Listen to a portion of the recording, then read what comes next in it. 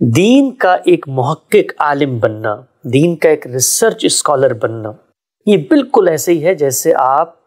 آنکھ کے ایک بہت ماہر ڈاکٹر بنتے ہیں، یا جیسے آپ ایک بلڈنگ کے بہت ماہر مہندسی انجینئر بنتے ہیں، اسپیشلائزیشن، یا آپ کیمیکل سائنٹسٹ بنتے ہیں۔ جب آپ سائنٹسٹ بنتے ہیں تو سائنٹسٹ بننے کے بعد ایک سائنٹسٹ سے آپ گفتگو کریں گے تو بظاہر تو وہ بہت آسانی اور سادگی سے چیزوں کو آپ کے سامنے بیان کر دے گا۔ کہ آپ ڈاکٹر بنیں گے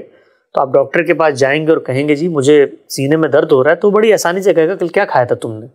تو آپ کہیں گے جی یہ کھایا، تو کہیں گے تمہیں بدہضمی ہو گئی۔ تو بظاہر تو ڈاکٹر نے جو کچھ آپ تک پہنچایا ہے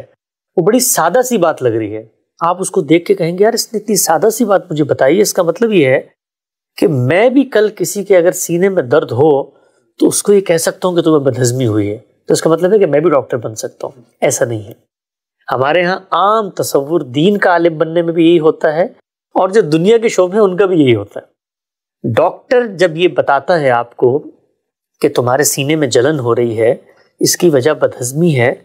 تو یہ محض کسی ایک نقطے کو دیکھ کر وہ یہ بات نہیں بتا رہا۔ سینہ کیا ہوتا ہے، فوڈ کیا ہوتا ہے، اس سے الرجی کیسے پیدا ہوتی ہے، وہ الرجی اریٹیشن کیسے پیدا کرتی ہے، انسانی اعضاء کیا ہے، انسانی جسم کیا ہے، اس کی پیچیدگیاں کیا ہیں، وہ جب یہ دیکھ رہا ہوتا ہے تو وہ آپ کی عمر کو بھی دیکھتا ہے، آپ کی آنکھوں کی رنگت کو بھی دیکھتا ہے، آپ کی روٹین کو بھی دیکھتا ہے، آپ کی ساری ٹیسٹ رپورٹس کو بھی دیکھتا ہے، وہ خون کو بھی جانتا ہے، اس کے نظام فکر کو بھی، ہر چیز کو جانتا ہے۔ تو نتیجے کے اعتبار سے تو آپ کو بڑی سادہ سی بات کر رہا ہوتا ہے۔ جس طرح آپ کسی مولوی صاحب کے پاس آئیں اور ان سے پوچھیں بٹ کوائن جائز ہے، تو بظاہر وہ آپ کو بہت سادہ سے جواب دیں گے، ہاں بالکل جائز ہے، یا کہیں گے نہیں جائز ہے، اور ایک آدھ اس کی وجہ بتا دیں گے۔ لیکن یہ جو سادہ ریزلٹس آپ کو نظر آ رہے ہیں، یہ اپنے پیچھے ایک بہت کمپلیکیٹڈ سائنس رکھتے ہیں۔ اتنی کمپلیکیٹڈ سائنس ہے کہ اگر تھوڑا سا اونچ نیچ ہو جائے تو اس سے لوگوں کی جان جا سکتی ہے۔ مثلاً اگر ایک 60 سال کا آدمی ڈاکٹر کے پاس آ کے کہتا ہے کہ میرے سینے میں درد ہے، اور وہ اس کو اینو کی گولی دے کے کہتا ہے کہ آپ کو بدہضمی ہے،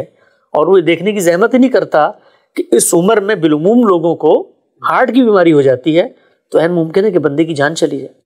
تو یہی معاملہ دینی علوم کا بھی ہے۔ اگر آپ میں یہ صلاحیت نہیں تھی، اگر آپ یہ جانتے نہیں تھے کہ پوری کی پوری سائنس ہے، اور آپ محض 2-4 لوگوں کی تقریریں سن کے دین کا عالم بننے کا جذبہ لے کر آگے ہیں، اور آپ کا خیال یہ ہے کہ اسی طریقے سے عالم بن جاؤں گا میں آن جاب ٹریننگ کے اصول پہ، تو جس طرح وہاں پر نیم حکیم خطرہ جان ہوتا ہے، تو یہاں پر نیم ملا خطرہ ایمان بن جاتا ہے۔ تو یہ اتنی حساس بات ہے، یہ کوئی معمولی بات نہیں ہے کہ آپ اپنی صلاحیت کا جائزہ لیے بغیر اور اس چیز کو سمجھے بغیر کہ جو کچھ آپ حاصل کرنے جا رہے ہیں وہ آپ حاصل کرنے کی وقت بھی رکھتے ہیں۔ کیونکہ آپ دیکھیں ہماری سوسائٹی میں بہت سارے لوگ ہیں، عطائی طب کا آپ نے نام سنا ہوگا، کراچی میں کبھی جائیں، لاہور میں کبھی آپ جائیں، لوگ سڑک کنارے بیٹھے ہوتے ہیں، آپ کے دانت نکالتے ہیں، آپ کی نظر کا چشمہ آپ کو دے رہے ہوتے ہیں، بظاہر وہ بھی آپ کے جسم کے ساتھ کچھ نہ کچھ کر رہے ہوتے ہیں، لیکن وہ 2 دانت ٹھیک نکلتے ہیں اور تیسرے کو انفیکشن ہو کے منہ کا کینسر بھی ہو سکتا ہے۔ تو اگر آپ کم صلاحیت کے ساتھ کسی میدان میں جاتے ہیں